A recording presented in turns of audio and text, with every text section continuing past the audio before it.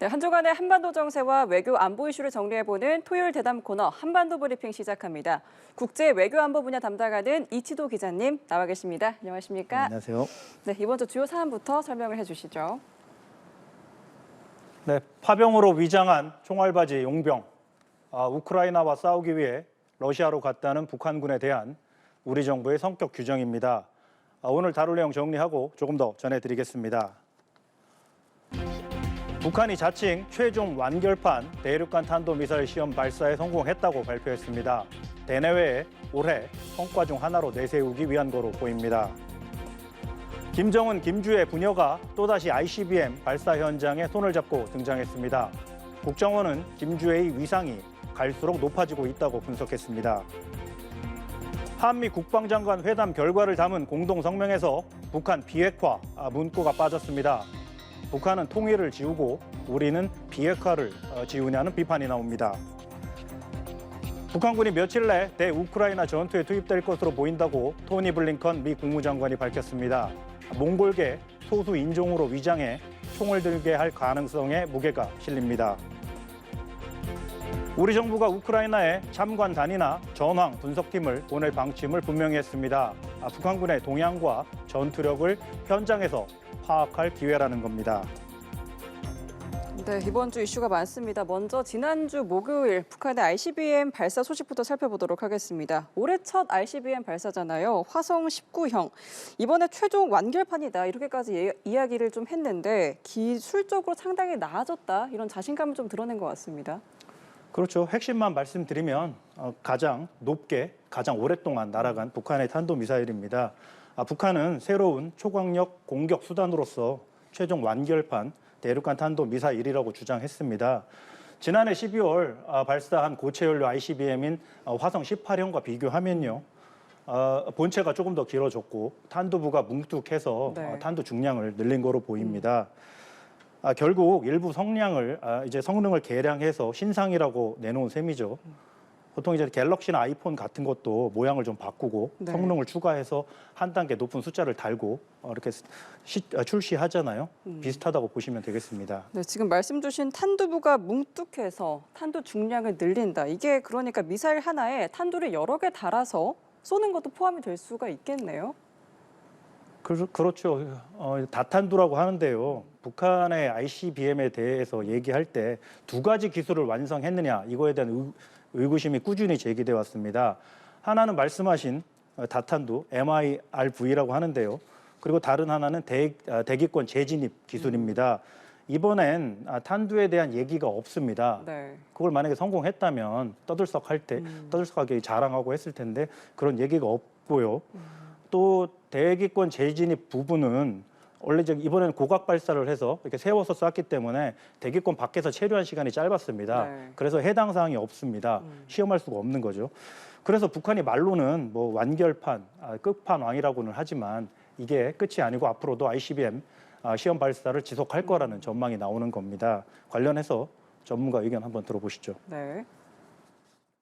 딜리버리 수단으로서는 이제 성공을 했다고 하면 실제 탄두를 시험한 것들을 합쳐서 다탄두를 그만큼 사거리를 나갈 수 있느냐 실제 실험을 하고 실제 떨어질 때 진입하는 마지막 진입 단계에서 실제 탄두가 분리되고 또 각기 목표로 향하는 거 아니야 이런 실험도 앞으로 지속적으로 북한은 할 가능성이 있다고 생각이 됩니다. 네, 이번 ICBM 발사 시점에도 주목이 되는데요. 지금 미국 대선이 정말 목전에 있고 요즘 북한의 또 러시아 파병 이슈로 시끄럽잖아요. 이런 점들을 좀 고려를 했을까요? 이번에는 기술적 필요보다는 정치적 고려가 또 그 부분이 큰 것 같습니다. 미국 본토 타격 능력을 다시 한번 보여줘서 우리를 건드리지 말라 뭐 이런 경고성도 있겠습니다. 그럼에도 저는 이제 두 가지에 주목했는데요. 하나는 그나마 11월 5일 미 대선일에 쏘진 않았다. 네. 그죠? 그리고 장거리 과거 사례부터 하나 들어보면 장거리 미사일 대포동을 7월 4일 미국 독립기념일에 쏜 적도 있긴 하거든요. 그리고 또 하나는 미사일을 일본을 넘어서 태평양 한가운데 꽂진 않았다. 이렇게 두 가지에 좀 관심을 가지고 봤는데요. 결국 대내 홍보용 노동신문 일면거리가 주목적이 아닌가 싶은데요.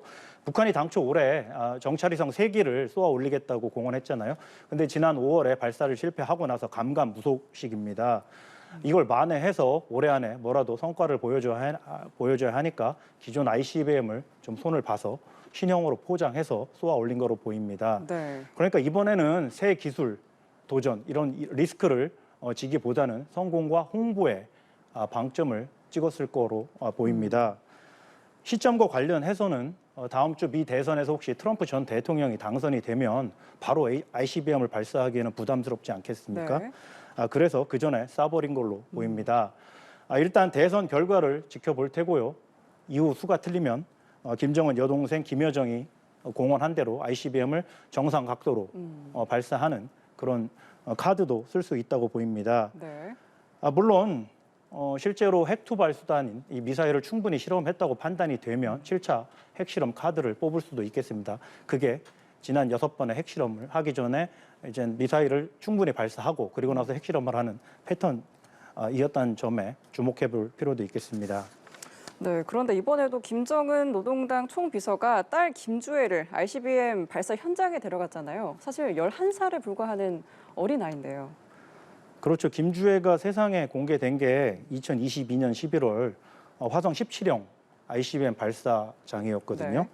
네. 작년 열병식 때는 ICBM과 또 뭐 전술핵 부대 사열도 했습니다. 단상에 서서.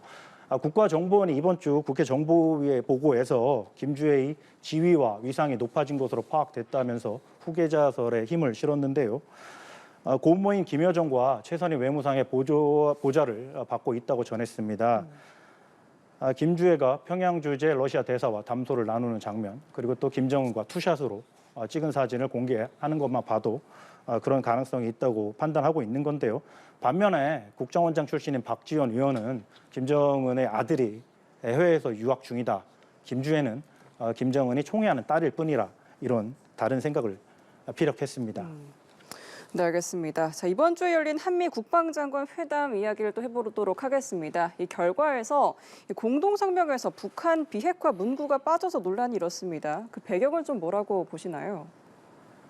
좀 의외였는데요. 네. SCM이 한미가 매년 개최하는 핵심 동맹의 핵심 소통, 또 이렇게 논의 창구입니다. 주요 현안에 대해서 협의를 하고 결정하는 거죠. 북한의 비핵화를 목표로 한다는 건 디폴트 문구로 매년 들어가 왔는데요. 네. 이번에는 빠졌습니다. 대신 북한의 핵 개발을 포기하게 하고 지연시킨다는 표현을 넣었거든요. 당장 시급하고 현실적인 현안인 또 당면한 위협 대응에 올인한다는 취지로 읽히긴 합니다. 핵무력 고도화와 또 해외 이전, 핵물질의 해외 이전을 막겠다는 거죠. 우리 국방부는 성명에서는 비핵화라는 말이 빠졌지만 한미 모두 비핵화 목표는 견지하고 있다고 설명하긴 했습니다. 하지만 굳이 한미 동맹의 핵심 문서에서 이 비핵화 표현을 뺄 필요가 있는가 싶긴 합니다. 더구나 최근 미국 조야에서 사실상 비핵화를 포기한 거 아니냐 이런 시각이 제기되는 상황 아니겠습니까? 그래서 김정은 정권은 민족과 통일을 지우고 있고 한미는 비핵화를 지운다는 자조 섞인 평가가 나오고 있는 겁니다. 네, 알겠습니다. 자, 다음으로는 북한의 러시아 파병 소식도 살펴보도록 하겠습니다. 저희가 몇 주간 이 문제를 다뤄왔는데 사실 보도가 많이 나오고 있잖아요. 그런데 아직도 참전 여부가 확실하게 확인이 안 된 거죠. 그렇죠. 말씀하신 대로 계속 이 소식을 중요하니까 네. 전해드리고 있는데요. 내외신 보도도 쏟아지고 있습니다. 하지만 여전히 참전 여부에 대한 확인이 안 돼서 명확하게 말씀을 못 드리는 상황입니다. 뭐 임박, 며칠 내 투입 이런 표현을 계속 전해드리게 되는데요. 어제는 전투 중에 다쳤다는 북한 군인 추정 또는 주장 인물의 병상 인터뷰 영상이 공개되기도 맞습니다. 했죠. 네. 진위 여부는 논란이 좀 있습니다. 반면 젤렌스키 우크라이나 대통령은 KBS와 인터뷰에서 북한군은 아직 전투에 투입되진 않았다, 참여하진 않았다고 밝혔습니다. 우크라이나와 러시아 간 치열한 정보전 또 심리전이 펼쳐지고 있잖아요. 이런 와중에 확인되지 않은 뉴스가 그런 것도 많이 나오고 있는데요. 그렇죠. 서로 교란 작전으로 역정보도 흘리지 않겠습니까? 어쨌든 미국 정부가 파악한 바로는 현재 북한군 10,000명 정도가 러시아에서 훈련 중이다. 이 중 일부는 우크라이나 부근에 배치됐다. 이런 겁니다. 직접 들어보시겠습니다.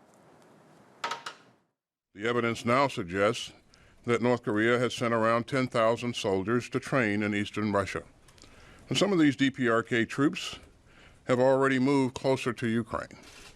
And we're seeing them outfitted with Russian uniforms and provided with Russian equipment. We've not yet seen these troops deploy into combat against Ukrainian forces, but we would expect that to happen in the coming days. 네, 방금 들으신 또 오스틴 미국 국방장관의 언급 중에 북한군이 러시아 군복을 입고 있다라는 게 있는데요. 이 파병 사실을 감추려고 위장한 채 참전한다라고 보면 될까요? 그래서 우리 정부가 이들을 불법 군사 야합하에 파병으로 위장한 총알바지 용병으로 규정하는 건데요. 네. 몇 주 전에 우크라이나가 처음으로 북한의 파병 동향을 알릴 때 부랴트 대대로 편성될 거라고 했습니다. 러시아에 부랴트족이라고 몽골계 소수 인종이 있거든요. 시베리아 쪽에 거주하는데 40만 명 정도 된다고 합니다. 네. 북한 군인들이 부랴트인 신분증을 발급받았다는 소문도 있습니다. 앞서 국정원은 북한 병사들이 러시아 군복을 입고 또 위조 신분증을 쓸 거라고 밝힌 바 있죠. 이게 사실이라면 북한 군이 전장에서 죽더라도 도그택, 그러니까 군번줄도 없고 제대로 된 신분증도 없어서 유해 확인도 안 되는 상황으로 봐야 하겠습니다. 안타까운 거죠. 네. 또 하나 풀리지 않는 부분이 러시아로 이동했다는 북한군이 실제로 최정예 특수부대인 11군단 폭풍군단 소속인가, 이 부분도 되게 의심스럽거든요. 그렇죠. 국정원의 3주 전 발표가 그 부분이었거든요. 그것도 이제 미스터리입니다. 아직까지 공병 부대 또는 군수공장 일꾼이라는 얘기도 나오고 있습니다. 속 시원하게 확인이 안 되니까 답답한 상황인데요. 북한군이 자랑하는 최정예 특수부대를 보내놓고 이제 부대의 마크도 깃발도 없이 싸우게 한다? 좀 상식적으로 이해가 안 가거든요. 네. 형식적이나마 아직 북러 간 동맹 조약 비준이 안 끝나서 그런 건지, 아니면 미국의 판단대로 러시아가 다급하다는 걸, 절실하다는 걸 감추기 위해서 숨기는 건지는 모르겠습니다. 물론 푸틴이 독재자죠. 우크라이나 침공도 했고 또 국제형사재판소가 발부한 체포 영장 집행 대상입니다. 네. 그럼에도 평소에 하는 말을 들어보면 겉으로는 나름 명분과 논리를 내세우거든요. 이걸 중요하게 생각하고 이번에는 왜 이런 꼼수, 무리수를 두는지 속셈이 좀 궁금한데요. 참고로 6.25 전쟁 때 소련군 전투 비행 대대가 참전해서 미군 전투기를 상대로 싸웠거든요.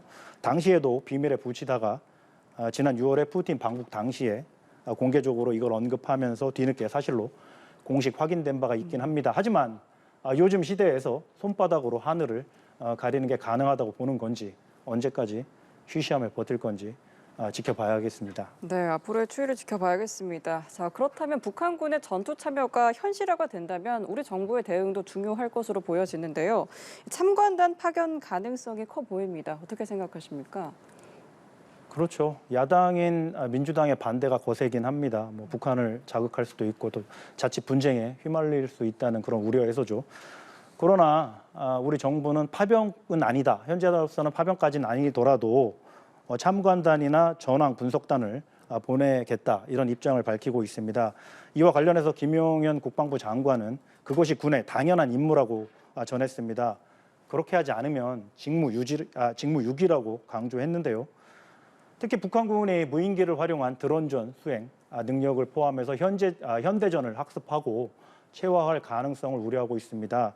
우리가 이라크 전 등 여러 전쟁에 모니터링 팀을 보낸 바 있고요. 네. 특히 이번엔 북한군의 전투 동향을 현장에서 파악해서 우리 군 대비 태세에 유용한 정보를 얻을 수 있다고 설명했습니다.